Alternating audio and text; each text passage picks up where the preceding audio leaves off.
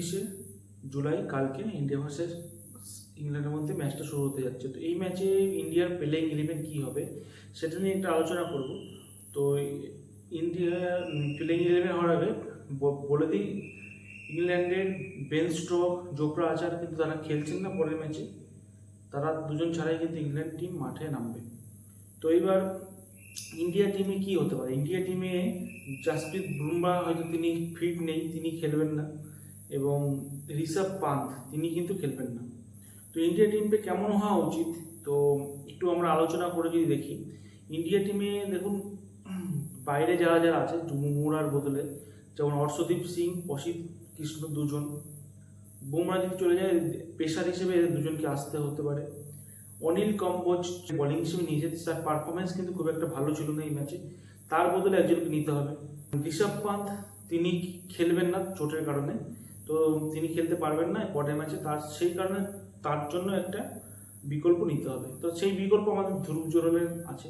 তো প্লেইং 11টা যেমন হবে, তো আমি প্রথম থেকে যদি বলি, ওপেন করবেন জয়সওয়াল আর কেএল রাহুল, এটা কোনো কথা হবে না, এরা দুজনে ওপেন করবেন। 3 নম্বরে সাই সুদর্শন নামবেন, এবং 4র্থ নম্বরে শুভমন গিল খেলবেন, এবং 5, 6, 7 এখানে 5, 6, 7 খেলতে পারে যেমন রবীন্দ্র জাদেজা, ওয়াশিংটন সুন্দর, ধ্রুব জুরেল, তিনজন এরাই খেলবে 5, 6, 7। তো এরপরে এই 7জন তো কনফার্ম এরা খেলবে। বাকি যে 4জন বোলিংয়ের মধ্যে এরা কিভাবে কে কে আসতে পারে? তো 4জন বোলিংয়ের মধ্যে আসতে পারে বলতে, দেখুন বুমরাহ খেলছে না, অনিল কুম্বুজকে সম্ভবত বাদ দিতে পারে। তো পড়ে থাকছে কি মোহাম্মদ সিরাজ তিনি কিন্তু পড়ে থাকছেন বাকি বোলিংয়ের ভেতরে। কুলদীপ যাদব একজন ভালো বোলিং, তিনি কিন্তু একটা, তার স্পিন কিন্তু অনেক ভালো। তো সেই হিসেবে কুলদীপ যাদবকে এই ম্যাচে খেলানো যেতে পারে। স্পিন বোলিং কিন্তু একদম যে খারাপ করছে সেটা না। তো সেই হিসেবে স্পিন বোলিংয়ে কুলদীপকে খেলানো যেতে পারে, এবং কুলদীপ খেলানোর পরে অর্শদীপ সিং এবং অসিত কৃষ্ণ দুজনের মধ্যে একজনকে খেলাতে হবে, ডেবিউ হতে পারে এই ম্যাচে। তো পেসারে কে থাকছেন? মোহাম্মদ সিরাজ, অর্শদীপ সিং অথবা অসিত কৃষ্ণ, দুজনের মধ্যে একজন। আমি ধরে দিলাম অর্শদীপ সিং এই ম্যাচটা খেলবেন, তাকে আমার মনে হয় তাকে সুযোগটা দেওয়া উচিত, কারণ তিনি ভালো পারফরমেন্স করেন, T20তেও তিনি অনেক ভালো পারফরমেন্স করেছেন। তো তার বোলিং ভালো, বোলিং তুলনায়।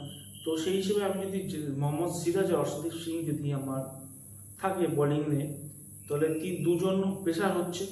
স্পিন তো 3জন আছে, কুলদীপ যাদবকে যদি নেওয়া হয়, কুলদীপ যাদব, রবীন্দ্র জাদেজা, ওয়াশিংটন সুন্দর, এরা যদি খেলে তো 3জন পেসার তো আমার হয়ে গেল, 3জন স্পিন হয়ে গেল।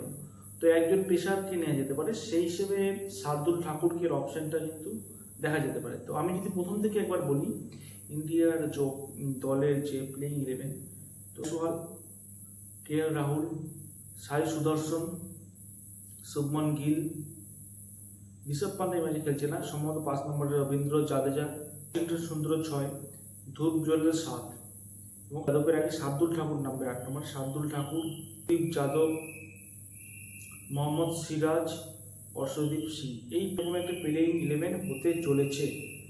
এখন কি হবে, কার বা গম্ভীর কি ভাবছেন, শুভমন গিল কি ভাবছেন, এবং তাদের চিন্তা ভাবনা সেটা হয়তো তার পরের দিন আমরা মাঠে খেলার সময় দিতে পারবো কোন প্লেইং 11 আসছে। তো সম্ভবত এরকম একটা প্লেইং 11 হতে চলেছে। তো বন্ধুরা, আপনাদের যদি প্লেইং 11 সম্বন্ধে কোনো মতামত থাকে আপনারা জানান, বা কীরকম কি চেঞ্জ করা উচিত না উচিত, কুলদীপ যাদবকে নেওয়া উচিত, কারণ কুলদীপ যাদবকে আগের ম্যাচগুলো খেলায়নি। তো কুলদীপ যাদবের মধ্যে স্পিন বোলিংকে বাইরে রাখাটা এটা কিন্তু ভালো জিনিস নয় আমার মতে। তো সেই হিসেবে কুলদীপ যাদবকে খেলানো উচিত, এবং অর্শদীপ সিংয়ের ডেবিউ করানো উচিত বলে আমার মনে হয়।